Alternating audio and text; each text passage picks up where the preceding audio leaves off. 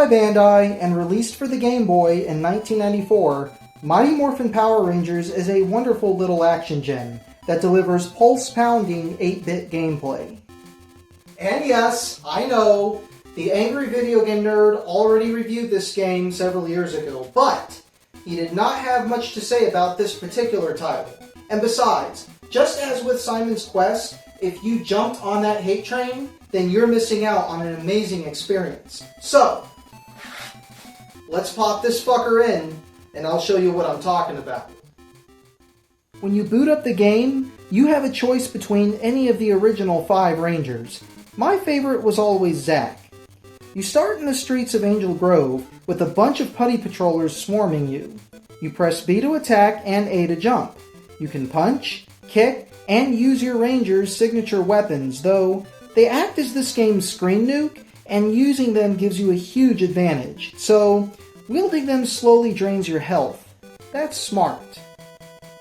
When you get to the end of the level, you'll encounter one of Rita's goons.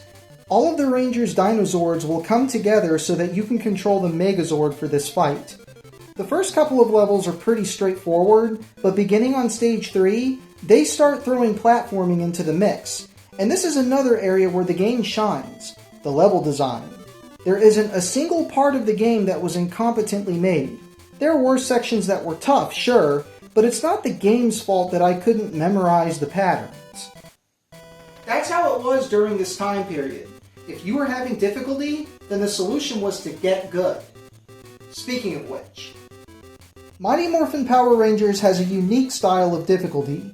Similar to games like Splatterhouse, if you know where to stand, when to jump, and how to attack, then you'll tear through the game while hardly ever getting hit. But if you do find yourself having trouble, then no worries. You have infinite continues.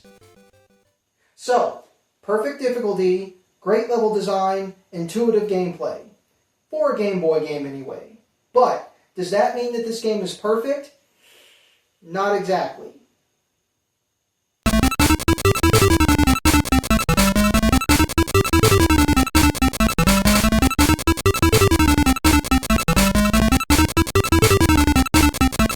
The main issue are the Rangers themselves.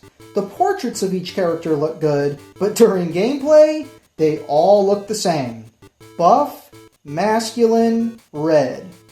This is just like when they reused the Super Sentai footage of the Yellow Ranger for the show, where he was clearly male there, but in Power Rangers, she was female. It's just lazy. Besides, the second problem is that they didn't include Tommy in this one, neither as the Green or White Ranger. There was a significant portion of the show that took place with him before the movie, so why they chose to exclude him is baffling. Now, these aren't deal breakers, mind you, but still, it's a bummer. And finally, while it's not the best in the console's library, the soundtrack is no slouch. Each track is upbeat, energetic, and in your face. Just don't expect it to stand out like, say, the Mega Man or Castlevania games. This is all similar to how the Game Gear port handled things, but that version went for style over substance. It had better graphics and more story, including the Green Ranger, but it was a shallow, one-screen brawler. The Game Boy version is a marriage of style and substance, with several locales and full levels to explore. Of all the ports, this one is my favorite, and I can't recommend it enough. With that, we've come to the end of the video. I want to end it with, here's to the good old days, and the memories that preserve them. Cheers.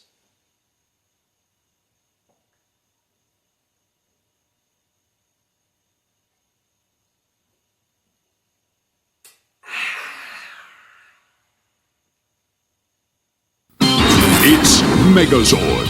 When evil space aliens threaten Earth, the Mighty Morphin Power Rangers, in their Dinozords, morph to become the Megazord. The Megazord is part of the Mighty Morphin Power Rangers Ultimate Battle System.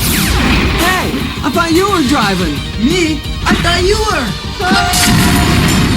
Mighty Morphin Power Rangers, too hot to handle.